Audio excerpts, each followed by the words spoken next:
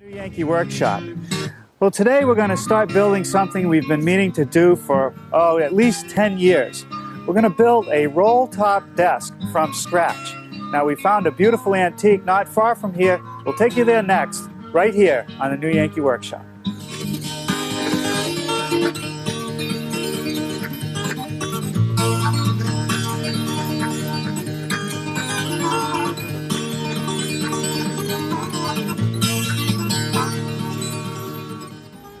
We're in Arlington Heights, Massachusetts today at the Old Schwamb Mill. We were here a few years ago to look at picture frames. In fact, they still make and restore oval picture frames here. When we were here back then, we noticed this roll-top desk in the office, and since we want to build one, we've come back to take a look. This belonged to Charles Schwamb, who was the owner of the factory here, and he ran the business. This was an important place for him to organize all the various bits of paperwork.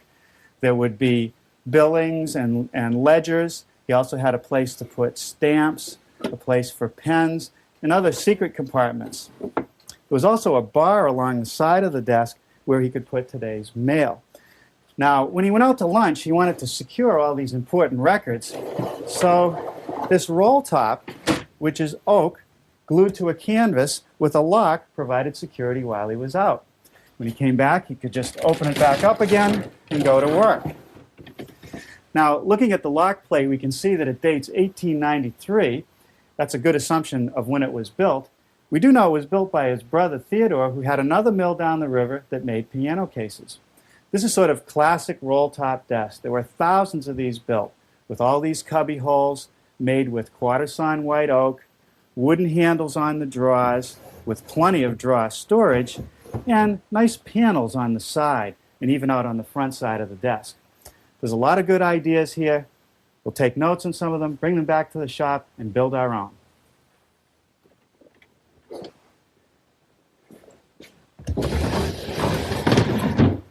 Well, here it is, our version of the roll-top desk. I was able to get some beautiful quarter-sawn white oak for the project. One difference from the original, I made the field of the desktop out of veneer plywood and edged it with solid oak. That way the top will be more stable. I also used the same detail on these pull-out shelves. Plywood in the center, solid wood around the edges. When these desks were built, they were built in factories. They would cut a whole bunch of parts, stockpile them, and then build all the various assemblies. For instance, the side panels of the drawer case are identical. All the flat panels are the same size. The cubby is symmetrical on each side of the center. Every piece of tambour is the same size and length. And you're going to see us doing a lot of that here today. I want to start by building the case for the drawers. There's a side panel, inner and outer. And if I swing the desk around, you can see that there's also a back panel for the drawers. And I also want to build this center skirt. So I've spent some time this morning cutting stock. Here are all the rails and stiles for those panels. The first thing I want to do is make a groove to receive the flat panel. So I've set up my stacked dado head cutter for a 1/4 inch width, and I've set it so that it's just about in the center of my stock. I ran the sample through, then I turn it end for end and run it through again to make sure the groove is perfectly centered. But before we use any power tools, let's take a moment to talk about shop safety. Be sure to read, understand, and follow all the safety rules that come with your power tools. Knowing how to use your power tools properly will greatly reduce the risk of personal injury. And remember this, there is no more important safety rule than to wear these safety glasses.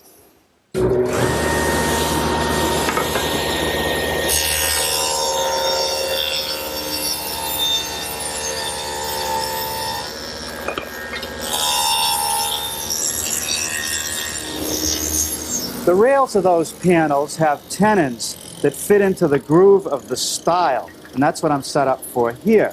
I've widened the stacked dado head cutter so that it's a little wider than a 1/2 inch. I've installed the sacrificial board so it won't hit the metal fence, and I've adjusted the height to give me just the right thickness tenon. A pass on each face is all I need to complete the tenon.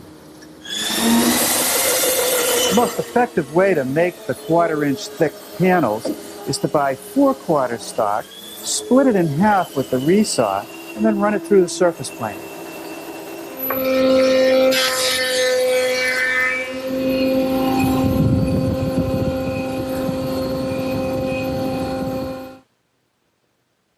Okay, now I'm ready for a little bit of assembly. This is one of the sides for the drawer case, and I'm just putting glue in the groove and on the tenon. And this is the rail that divides the three panels. There's two of these that set right on a pencil mark I've put there. Now I just slip in a panel, no glue on those. And then I put the bottom rail on.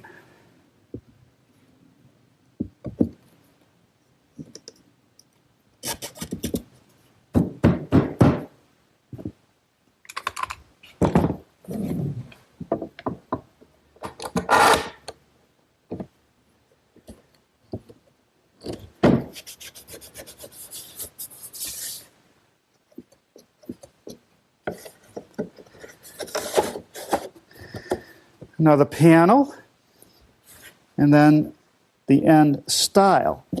Tap that in place, do the other side, and clamp it.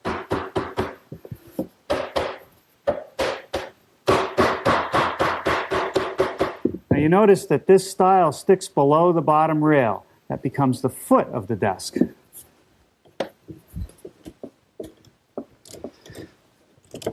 Okay, we'll set this one aside to dry and build three more.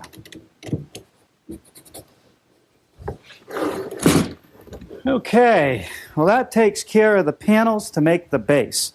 Now let's build some frames to connect these panels. I've removed a couple drawers so you can see the frames. There's a frame under each drawer and under this pull-out shelf. It also holds the sides of the case together. I'm making the frames out of 3/4 inch birch plywood. I'm going to run a groove down the long pieces, and I'm going to make tongues on the short pieces, just as I did when I made the panels. Using the same type of setup I used with the side panels, the stacked dado head cutter and a sacrificial strip, I can mill the tenons in 2 passes. To assemble the frames, I'm just putting glue in the groove and on the tenon, or the tongue. I just slip the pieces together, and I'll clamp them in place.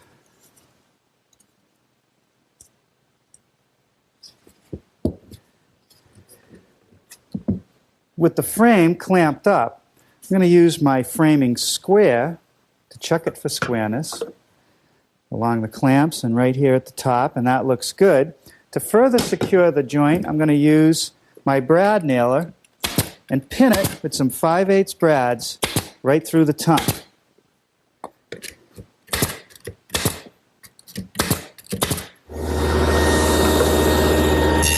With the frame assembled, I can run the front edge through to give me a groove that will receive the oak trim later.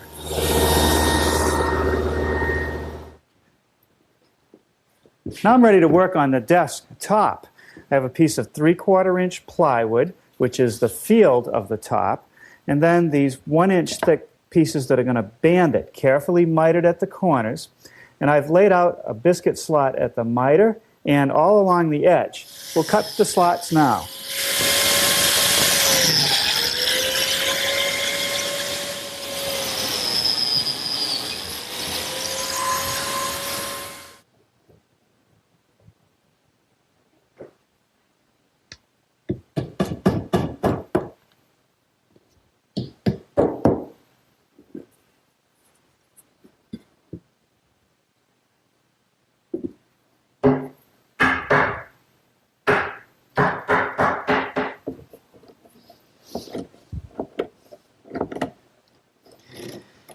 All right, we'll set this aside to dry and work on the top for the upper case. The top for the upper case is made out of solid oak that I've planed down to 7/8 of an inch thick. It takes 2 boards to give me the width that I need, so I'm just joining them together with some more biscuits and glue. Before I leave tonight, I'm going to sand all the joints smooth on our panels that we glued up earlier. And tomorrow we'll come back, do the rest of the milling, and put them together.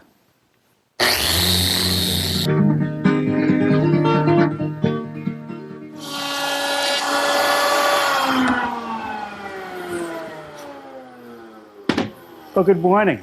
I'm getting started today rounding over the front and back edges of these side panels.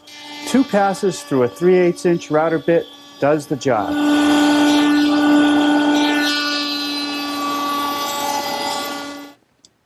Let's look at the prototype again. I'm just going to slide the top out of the way so I can show you the joint between the side panel and the back panel.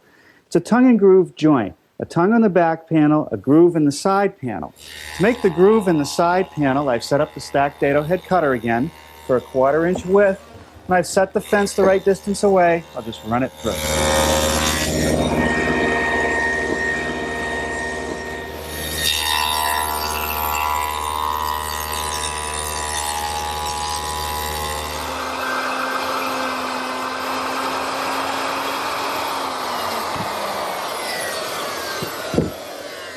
Now I'm starting to make grooves in the side panel to receive the frames.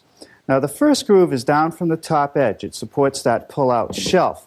For that one, I'm using my router, which is set up with a guide fence and a 23/32" bit, which matches the thickness of the plywood. I started the groove at the back and stopped just short of the front so that the groove won't show through. This is the only groove that I'll make with the router and guide fence. For the next set of grooves, I've taken a piece of scrap plywood and set it in the slot that I just cut. Then I have a spacer strip against which I'm going to now run the router base against the strip without a guide fence. I'll plunge down and make a cut across each stile, and that'll give me the right distance between the frames. Okay, now I'm going to move this whole assembly over and set up for the next groove.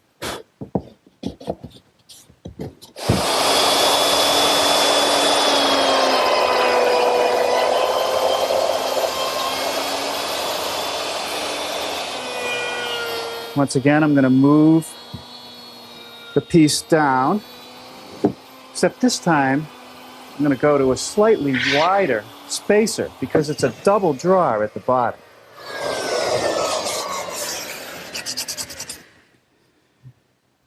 Okay, now for a little assembly. Some glue in the groove and on the edge of the back panel, and that just gets dropped in place. Then I'm going to run a bead of glue along the edge of each of the grooves for the frames.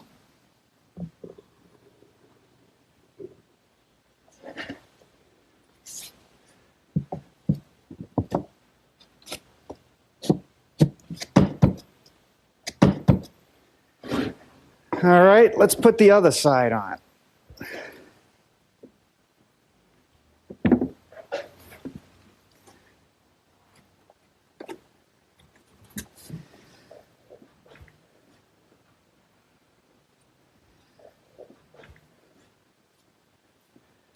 Now I'll just add a couple 1" brads angled through to secure the case and the frame together.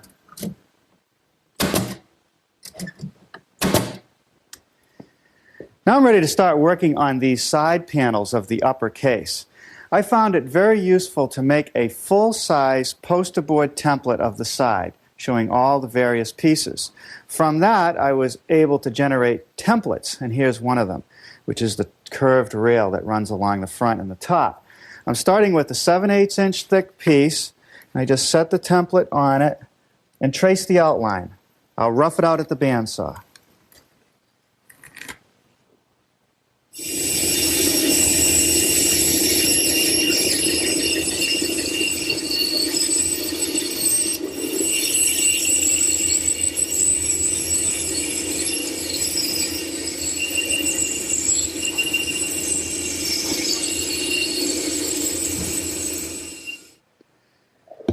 Now I'm going to attach the plywood template, and you'll note that I've roughed the piece out about a 1/16 of an inch to an 1/8 of an inch wider than the template. I've carefully located some screws. These will actually fall in the groove of the tambour later, so they won't show.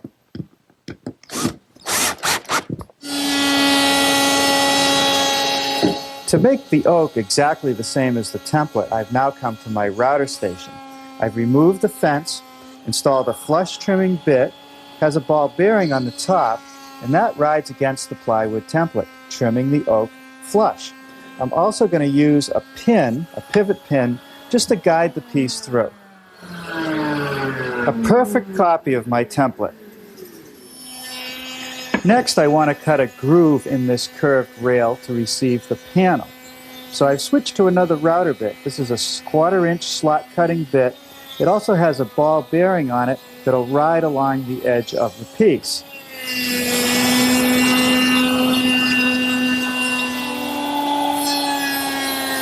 For the straight parts of that side panel, the bit setup is exactly the same.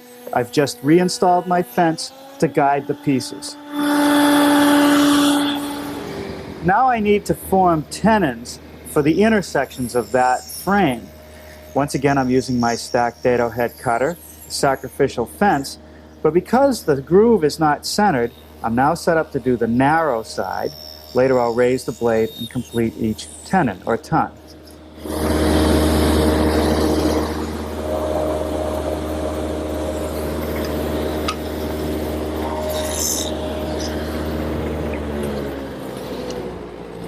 I've just run a test piece for the thick side of the cut, and that seems to fit okay. Now I can run the rest of the pieces.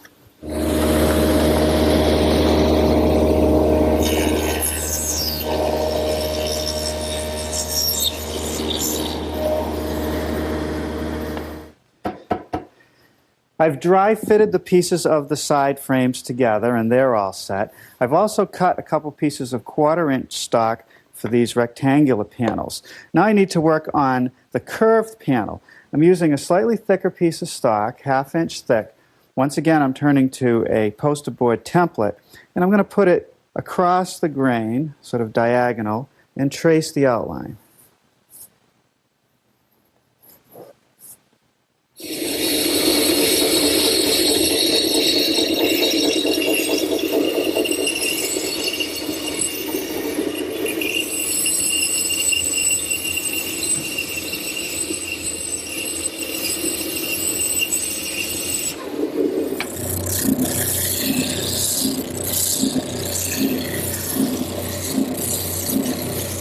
On many of the roll-top desks that we looked at, we noticed that this panel was flat on the outside, but had a raised look on the inside.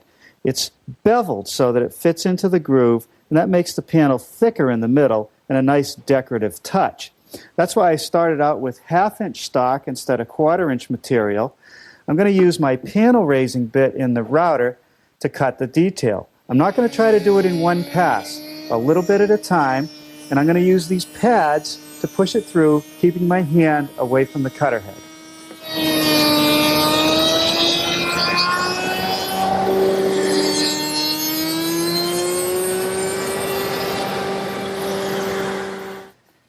To assemble these side pieces, I'm using the same techniques I used earlier. A little bit of glue in the slot and some on the tongue or the tenon. We just slip the pieces together.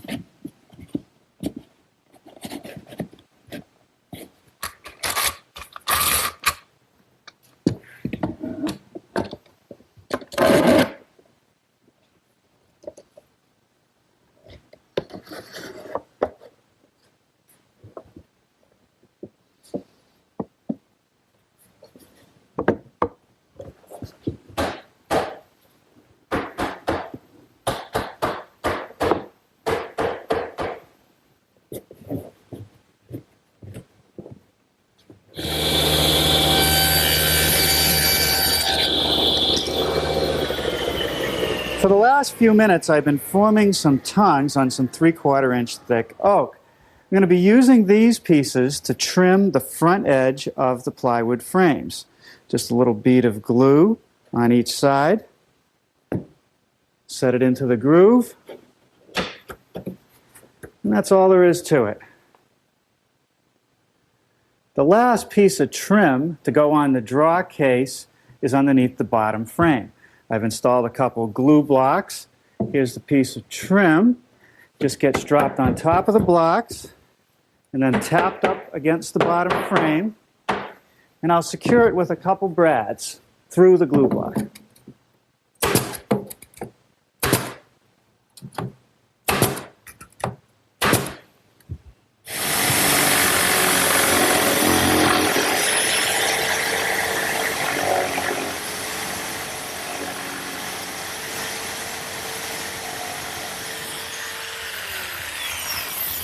Now I'm returning to the desktop, and I've rounded the corner with my jigsaw. I've also taken the time to round the corners on the top of the upper case. Now I'll sand them smooth at my drum sander.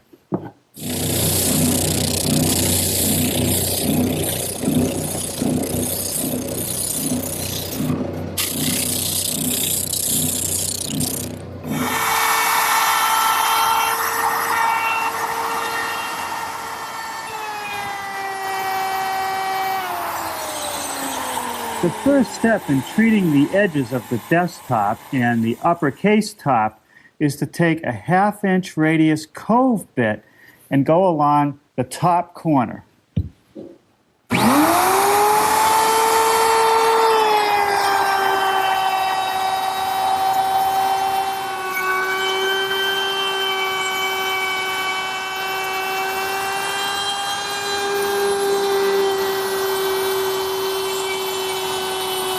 The next step in treating the edge is to take a 1/4-inch radius bit and knock the corner off at the bottom of the cove.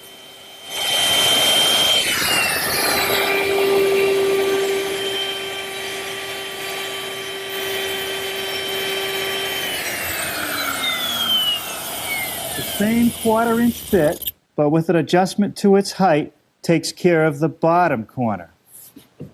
Now I can return to the side panels of the upper case.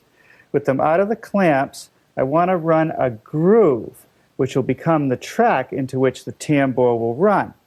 To cut the groove, I have another template out of 1/2-inch plywood. I've set up my router with a collar and a 1/2-inch straight cutting bit. The collar will ride up against the template, and the bit will do the work. It'll take 2 passes to get to the depth that I want. Well, we got a good start building our roll-top desk. Next time, we'll assemble the upper case, make some tambour, the drawers, and the cubby holes to finish up this project. Until then, I'm Norm Abram for the New Yankee Workshop. Hi, I'm Norm Abram. Welcome to the New Yankee Workshop. You ever see this before? Well, if you watched our show last time, this is the tambour for our roll-top desk. I'll show you how to make a tambour top, how to make the cubbies, and how to make the drawers to complete our roll-top desk project. That's next, right here on the New Yankee Workshop.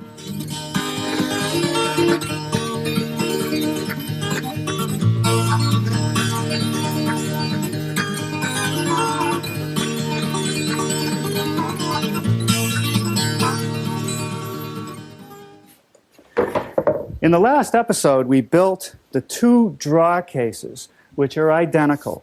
There's a panel on each side, a panel at the back, and the pieces are joined together by these interior frames. We also made a panel at the back of the knee hole. In all, there are 7 panels on the base, and they're all constructed using the same techniques. 1/4-inch panels that fit into grooves. The rails and stiles are joined with tenons. After we made those panels, we made the top. A piece of plywood, edge banded with solid oak, and then a nice detail milled on the edge. I also made the top of the upper case. This is solid oak with the same kind of detail as the desk top. We also made the sides of the upper case, these panels. They're flat panel on the outside, raised panel on the inside, and there's a groove into which the tambour will run. Now over here on the workbench, I have another panel, which is the back of the upper case. Again, the construction techniques are the same as those that I used on the drawer cases. It's been in the clamps for a while. Now we're ready to take it out and sand it. Well, before we use any power tools, let's take a moment to talk about shop safety. Be sure to read, understand, and follow all the safety rules that come with your power tools. Knowing how to use your power tools properly will greatly reduce the risk of personal injury. And remember this, there is no more important safety rule than to wear these safety glasses.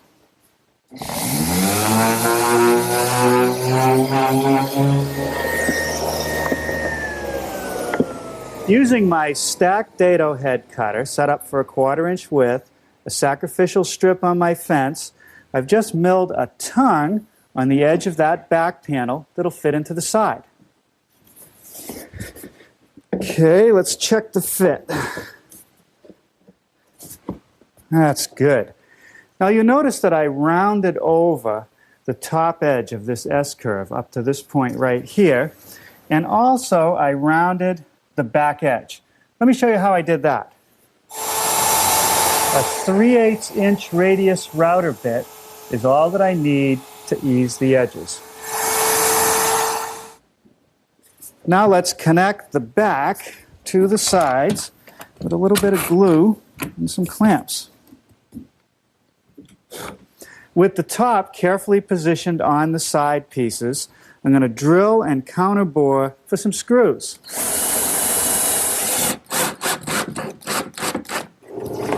Here I'm using my 3/8 inch plug cutter and a scrap of oak to make some plugs to fill the counterbores.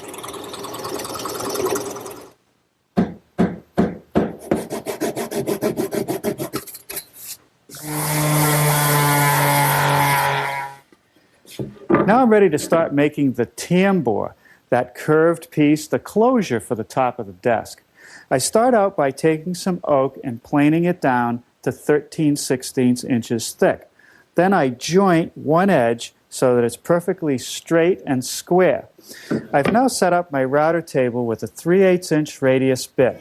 I'll make one pass, flip it over, make another pass, and that'll give me the half round that I want for each tambour piece. I want to keep the pieces of tambour in order as I assemble the piece. So the first thing I'm going to do is make a line on the end of the stick.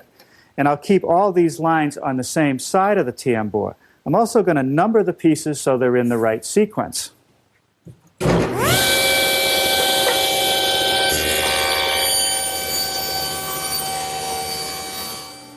After ripping each slat, it's back to the joiner to true up the edge. And now it's back to the router. We keep repeating the process until I get 29 pieces.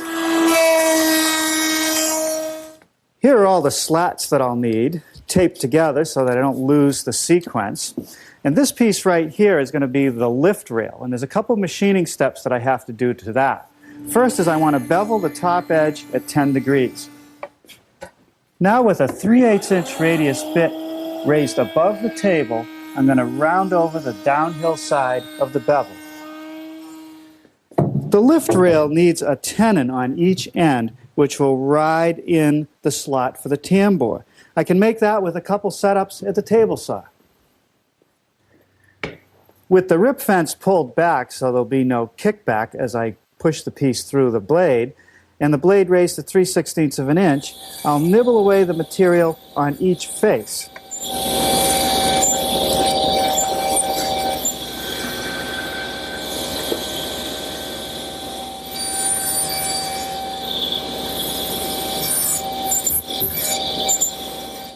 Now I've raised the blade to a 1/2 inch, and I'll nibble away the material at the top and bottom edge. Now with my rasp, I'm just doing a little bit of shaping to make sure that the tenon will ride smoothly through the groove. For this next operation, I want to make sure that I have plenty of good ventilation in the shop. We're going to stick the slats to the backing. The backing is nothing more than artist canvas that we picked up at the art supply store. Instead of using a traditional carpenter's glue, I'm going to use contact cement. I'm going to apply 2 coats to the canvas, letting the first coat dry before the second goes on, and I'll do the same thing to the back of the slats. The canvas has had 2 coats of contact cement, and it's sitting on a piece of plywood. It's just about ready for the next step. On the plywood, there is one straight edge that I've secured with some screws. I've held it back from the canvas about 3/4 of an inch. I don't want canvas on the tambour where it rides in the slot. Now what I want to do is secure another piece that's perfectly square. So I'll just attach that with some screws.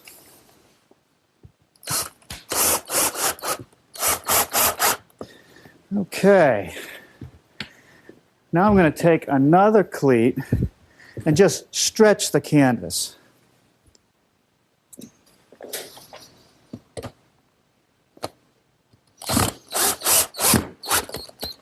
The test to see if it's ready to bond the pieces together is just to touch it. If it doesn't come off on your hand and it's tacky, we're ready. One of the advantages to using the contact cement is that I won't need any clamping to secure these pieces to the canvas.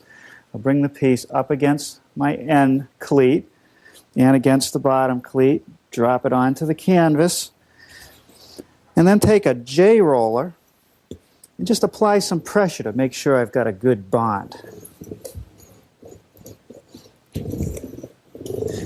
Once the lift rail is in, we start with the slats. Let me just check my numbers to make sure we got the right sequence. Again, up against the straight edge, up against the lift rail.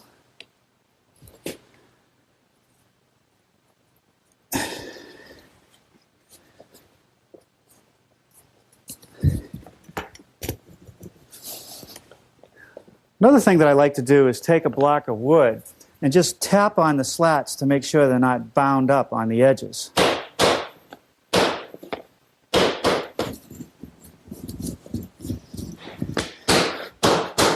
All right, that's not going to go anywhere.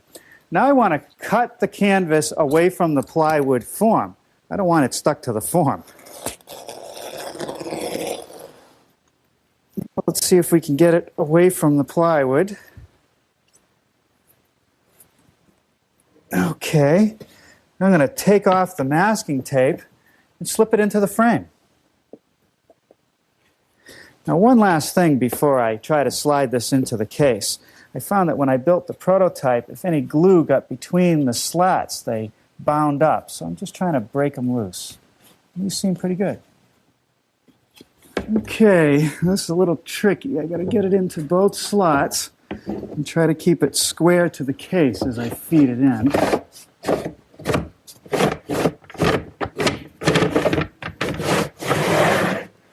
Okay.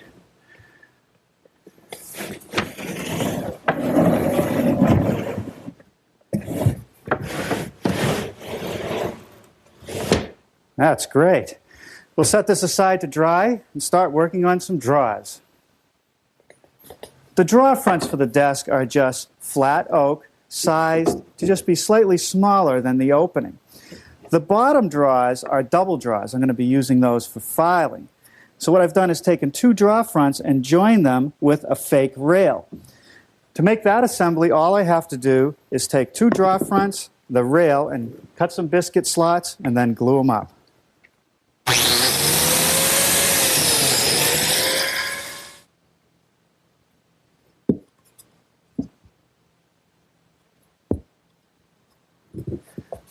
We'll set this aside to dry, and we'll make the rest of the parts. The sides and back of the drawers are made up of a 1/2-inch thick cabinet-grade plywood. This first setup is to plow out a dado along the back edge to receive the back of the drawer. Now I've changed the setup. I reduced the dado to 1/4 inch in width. I'm now going to plow a groove in the side for the plywood bottom and also in the drawer front. I'm going to join the drawer sides to the drawer front with half-blind dovetails. To make the dovetails, I'm going to use my dovetailing jig. I clamp the side piece in the jig. I've adjusted these fingers for the dovetail layout that I want. It can be any spacing that I want. I'm going to use my router, which is set up with a small collar and a dovetailing bit. The collar follows the fingers, the bit does the work.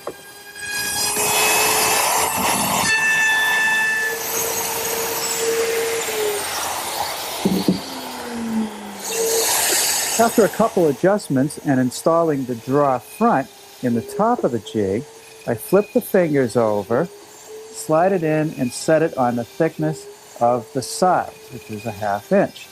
And then I route out the pins in the drawer front.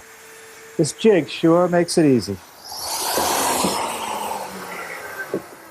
Okay, that looks pretty good. Let's assemble one.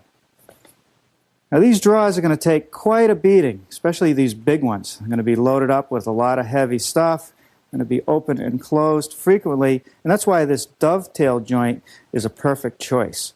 There's a lot of glue surface area, but most importantly, the shape of the joint makes it impossible to pull the front off when the drawer is opened.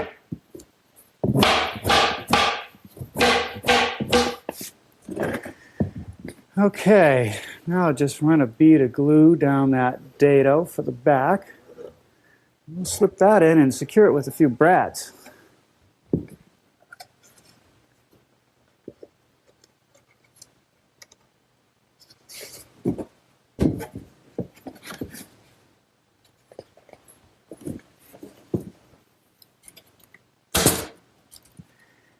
Now for the 1/4 inch plywood bottom.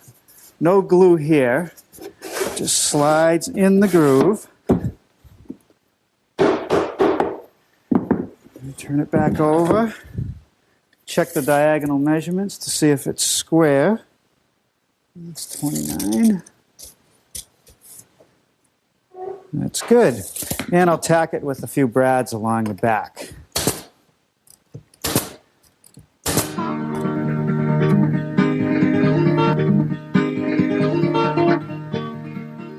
I'm getting started today working on the pull-out shelves for the desk.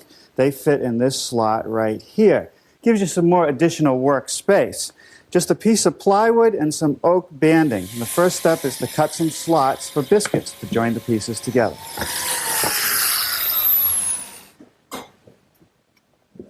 We noticed that on a lot of the antique originals, these pull-out shelves were made up of glued-up boards with breadboard edges.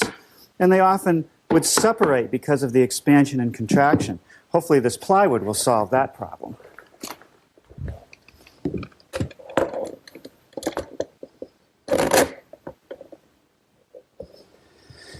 Now that I've got the side pieces clamped in place, I'm going to cut a biscuit slot that'll bridge that side piece, helping hold it all together when it's assembled.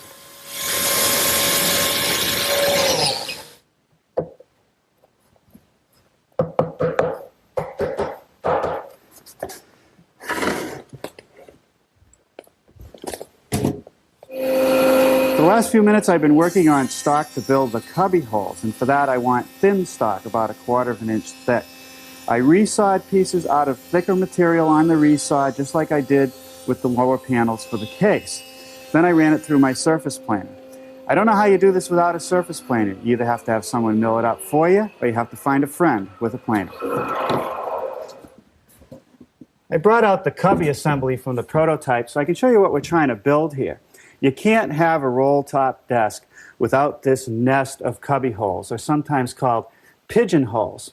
Now the pieces are connected with either dado joints or rabbet joints, and I'll make those cuts at the table saw with a stacked dado cutter.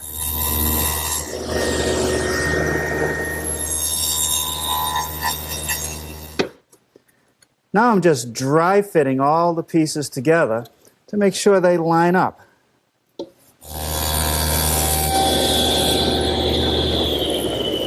Now I've gone just to my saw blade. I'm making very shallow cuts, about 1/16 of an inch deep, and those will be for the vertical partitions, which are only 1/8 of an inch wide. These are the sides of the cubby, and I've clipped the back corner to accommodate the rolling tambour cover. With the saw set at 45 degrees, I've beveled the back edge of the top of the cubby assembly to accommodate that clip. I've also beveled the top edge of the back of the cubby assembly. And this is a piece of 1/4 inch plywood. I'm using plywood instead of solid material because it won't come and go. It'll be much stronger for the assembly. Now for a little assembly. I'm just going to use a little bit of white glue and brads.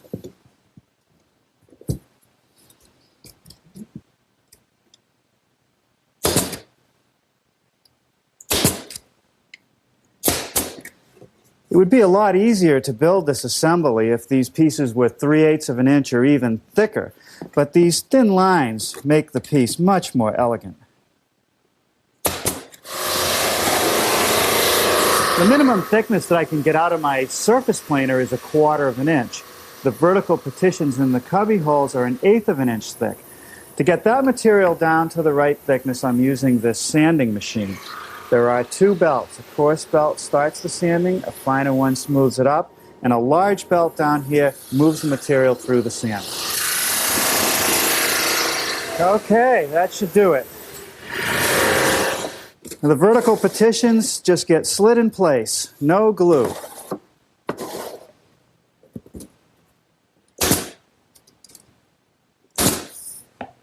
This is an intermediate shelf that I'm just nailing to a couple of the verticals. Not much room for error here. All right, that takes care of that. Let's build a couple drawers. The little drawer couldn't be simpler. The grooves in the sides are just like the large drawers. It's joined to the drawer front with a simple rabbet joint. No need for a dovetail on a drawer this small.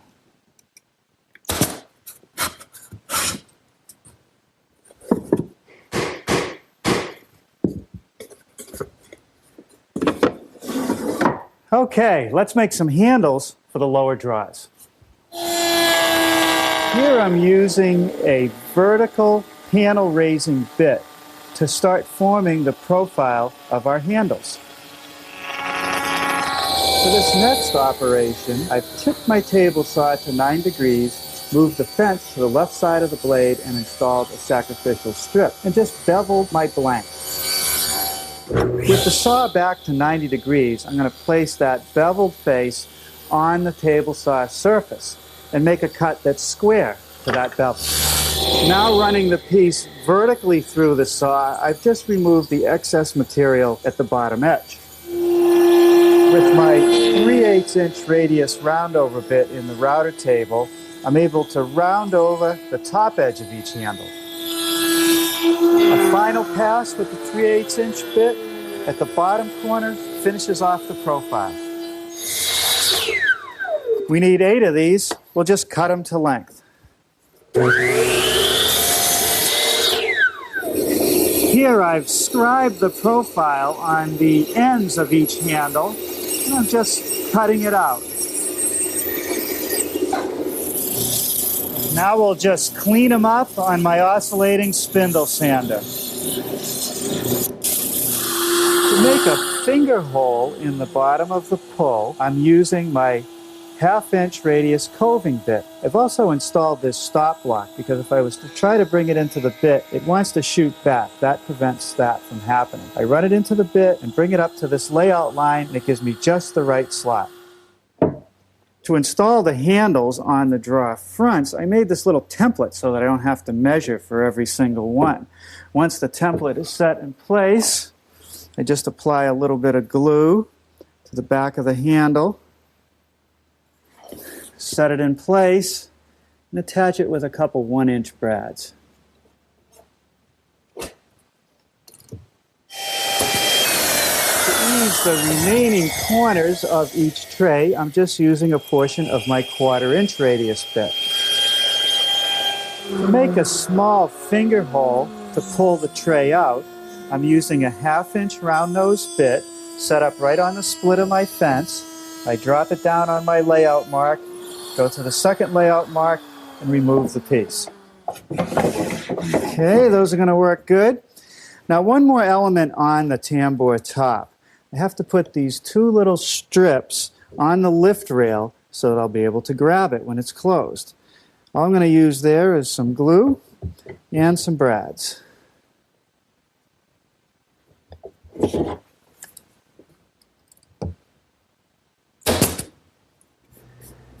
For the finish on our roll top desk, we're going to use a polyurethane because I want a tough finish. Now the polyurethane that I'm using is a wipe-on poly. It'll give me the protection that I want, but it'll also give me sort of a hand-rubbed look. So all I use is a clean rag to apply the polyurethane, nice even coat, and I'll let it dry for 3 or 4 hours. Once the poly is dry, I just take some very fine steel wool and go over the surface. That'll get rid of any roughness from maybe dust that would have fallen on the piece. Once it's all steel wooled, I use a tack cloth to remove any loose dust, and then I'll apply another coat of the polyurethane in the same method. Well, 2 coats look pretty good, but 3 are going to look even better.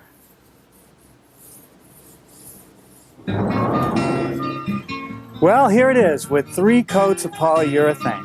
Now, undoubtedly, it'll get a little bit darker over the years, but this desk will be good for maybe 100 years of use. I now have a safe place to keep the important documents, and I can pigeonhole anything or anybody that happens to come by the shop. So until next time, I'm Norm Abram for the New Yankee Workshop.